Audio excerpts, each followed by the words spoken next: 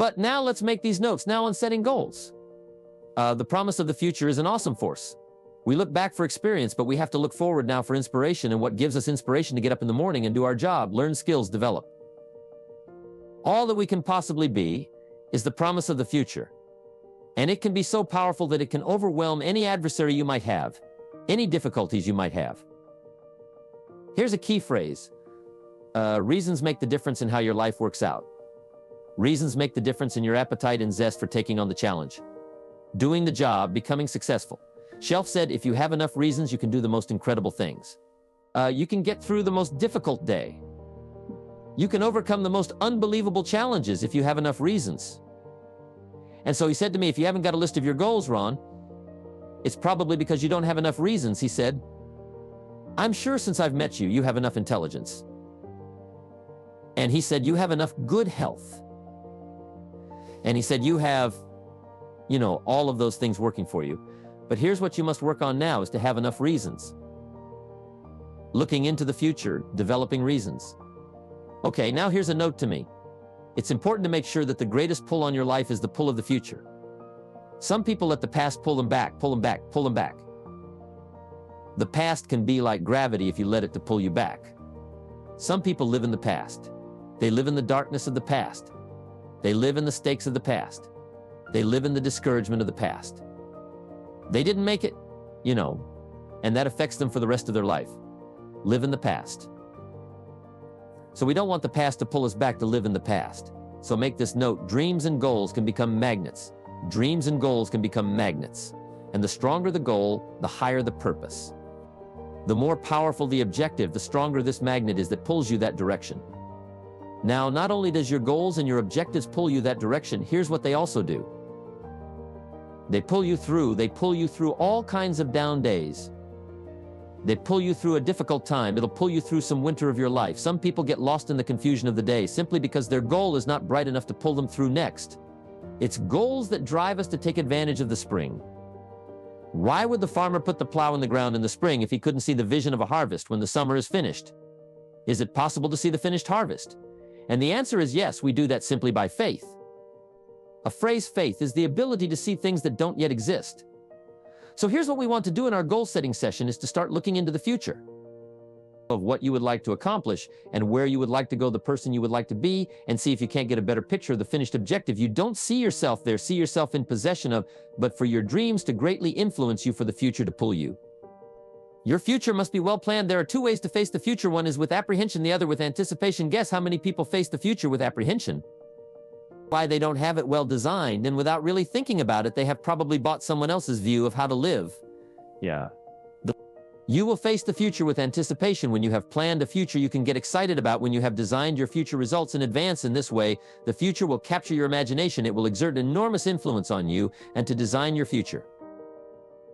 You must have goals. Well-defined goals are like a magnet. They pull you in their direction, and the better you've defined them, the better you've described them, the harder you work on them, the stronger they pull, and they pull you through all kinds of difficulties. Two, without goals, it is easy to let life deteriorate to the point where you're just making a living.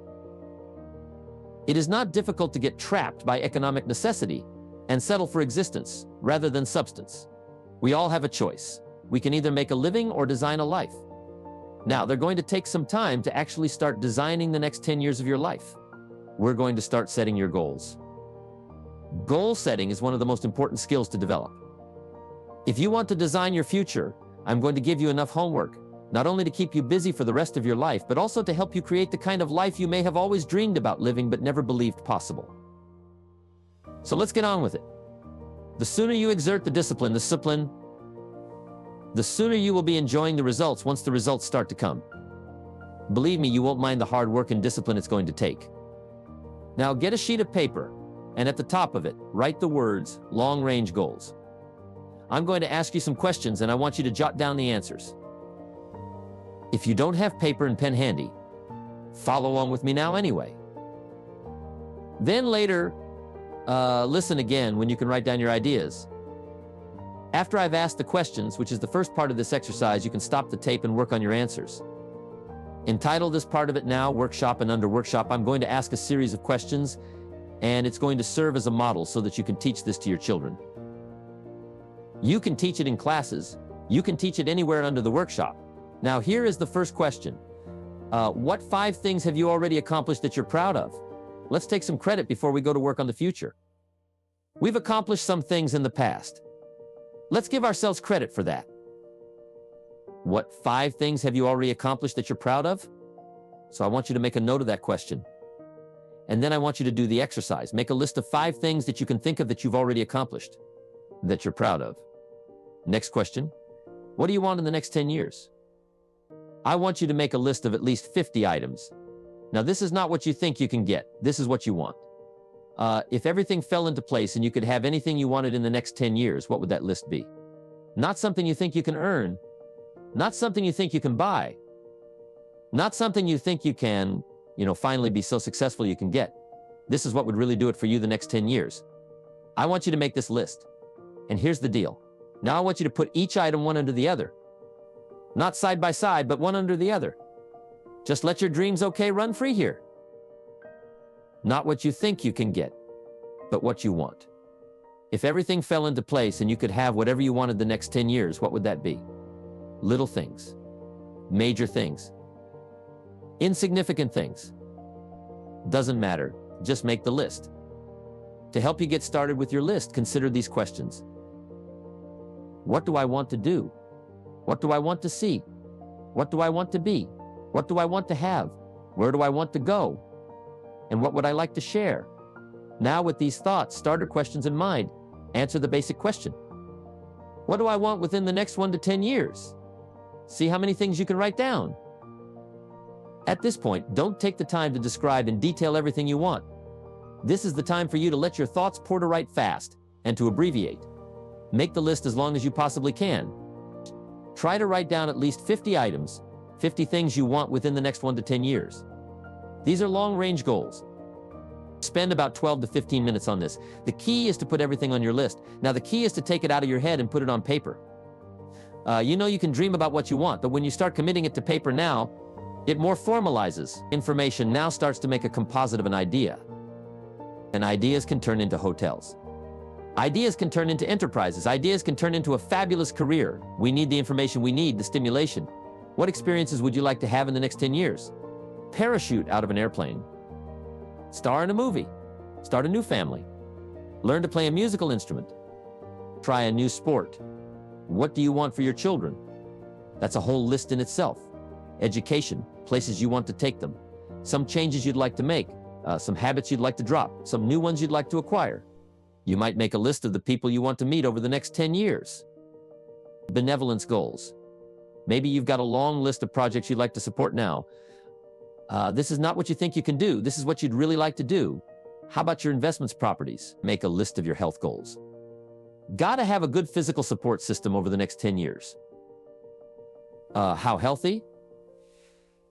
Do you want to beat some goals for your career, your business, some productivity goals, a hobby you'd like to start, new car, become a race driver? What classes would you like to teach? Some of your goals should be personal. Founder development, the person you wish to become. Develop skills that make you attractive to the marketplace. Develop the temperament and the attitude that makes you attractive to the business world. Because here's what's important. It's not what you get that makes you valuable. It's what you become that makes you valuable.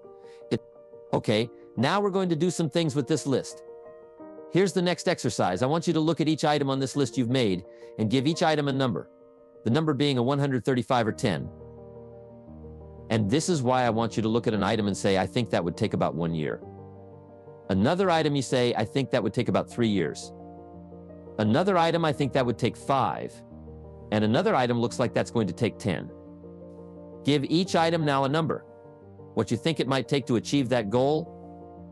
Me? 3 or 5 or 8, and just somewhere close doesn't have to be exact. That's about a 1. That's about a 3-year goal. It's about a 5-year goal. That's about a 10-year goal now. As soon as you've given each item a number, I want you to now go through and count them. How many 1s, how many 3s, how many 5s, how many 10s, and then just make a little list of those numbers. How many 1s, 3s, 5, 10s when you're finished entering your time frames? There should be a fairly balanced distribution of all your goals if there are many 1 on 3-year objective, but only a few in the 10-year category. Maybe you need to think more about what you really want your life to add up to. What kind of life you really want to build over the long run. But if there's a preponderance of 10-year goals and relatively few of the shorter-term variety, this may be an indication that you're putting things off, that you're focused too much on where you'll be at the end of the day and not enough on what you can accomplish right now. Keep working on your list. Adding and subtracting goals with various time frames until you've created, well, more or less even distribution. Now comes the really challenging and interesting part. So far you've just been adding things to the list, but now it's time to start making some selections. Now you're going to start asking yourself what's really important compared to what might just be sort of fun. Choose 4 goals from each of the 4 time frames: 1 year, 3 year, 5 year, and then year. Now you have 16 separate goals. So far you've only referred to them in shorthand fashion. But now you're going to start seeing them very, very clearly in your mind's eye. You're going to see each goal just as if it were being realized this very minute. And you're going to write down a detailed description of exactly what you see. You intend to open a handmade furniture store in 3 years. What will the store look like from the street out? Bralettes. Will there be gold leaf lettering on the windows? Or will there be a sign hanging over the door instead? How many square feet will the store contain? Will there be a showroom area for the furniture in front and workspace in back? Or will the furniture be built at a different location? Do you intend to have any employees? Or will you run the business entirely by yourself? Think of all the questions that need to be answered in order to see your goal with absolute clarity, and then write the information down in a notebook or on a piece of paper that will become one of your most important personal possessions. But that's not all. Any goal is a powerful motivator only if there's a powerful reason behind it. Write down your reasons for wanting each goal in the same degree of detail that you use to write your descriptions. If you can't find a clear and convincing reason for each of your 16 goals, do some serious reevaluating. You may have more whims or pipe dreams than real goals. And now is the time to make that discovery, okay? Keep working on your list until you have 16 clearly envisioned, strongly motivating long-term goals. When the why gets big, powerful, strong, how seems to be so much easier without a strong enough why. The how seems to be too difficult almost to accomplish. Say, how do you manage your time? You get a book on the subject. You know, you do something to manage your time. If it was worth it. If it's not worth it, why would you bother studying the arts of managing your time if it really doesn't matter? But if it really mattered in the accomplishment of your goals and why you wish to accomplishment. See, you can do anything. You can get up any hour, read any book, take any class, make any change, develop any skill. You can do it all. When this how and the why, or when the why starts to grow, the how gets simple. Maybe one of your goals was to have $1 million home on the hill overlooking Snake River Valley. Okay, that'd be a good goal. $1 million home. Here's the next question. What for? A house is a house is a house with bricks and wood and walls and roof. The key, yes, $1 million home. That'd be wonderful. But what for? So now jot this down. Purpose is stronger than object. The object would be the house, and that'll pull. That's a worthy goal to go for the object of the house. But here's a stronger goal, the purpose for the $1 million home. So if you got that line, it's one of my best for the whole day. Purpose is stronger than object. It's okay to have plenty of objects to go for on your goal list, but always keep asking yourself the question. And sometimes it's good to just write it out. Here's why I want this money. Here's why I want this place. Here's why. And you start developing those reasons. And I'm telling you now, this starts to become incredibly powerful. Okay, now here's the next exercise. I want you to look now at the whole list that you've written in the exercises we've done. Now, I want you to answer this question. What kind of person must I become to achieve all I want? Now, we've got 2 things working. What you become helps you to achieve, and what you achieve helps you to become. And the more you become, the more you can achieve, and the more you achieve, the more you can become. Who knows which affects the other the most? Here are a concept of the person you think you must become to achieve what you want. This is time for a little truth here. Maybe you need to become much wiser than you are at the moment. You need to become stronger. You need to have better health. Maybe you need a little coaching to really become the person I want to be. I want to become, I'm going to have some coaching, physical coaching, spiritual coaching, developing skills coaching to be the influence you want to be. You got to build an incredible reputation. What kind of person must I be to attract all that I want in my life and the people that I want and the opportunities that I want? You may find that some of your goals you thought first glance were important are not important after all. There's some reflecting, refining, and revising. The point is right now, try to have approximately for 1 year, 3-year, 5-year, and 10-year goals that you truly believe in, that inspire you, that you've sold yourself on, when these goals and the reasons you want to obtain them are each clearly described in a brief paragraph. Transfer this information to a journal or some type of notebook that you can carry with you easily and refer to often. It's essential to set aside some time every week to review all of your goals, to rearrange them, redo them, restructure them, to add goals, or to tear up the whole list and start over. Goal setting is not something you do just once. It's a continual process also. You must constantly check your progress toward your goals. You don't want to fall too far behind on, or worse, lose sight of your important goals now. Just as important as your long-range goals are your short-range goals, your goals for tomorrow, next week, next month, 6 months from now.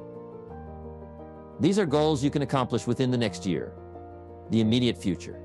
We call these goals confidence builders.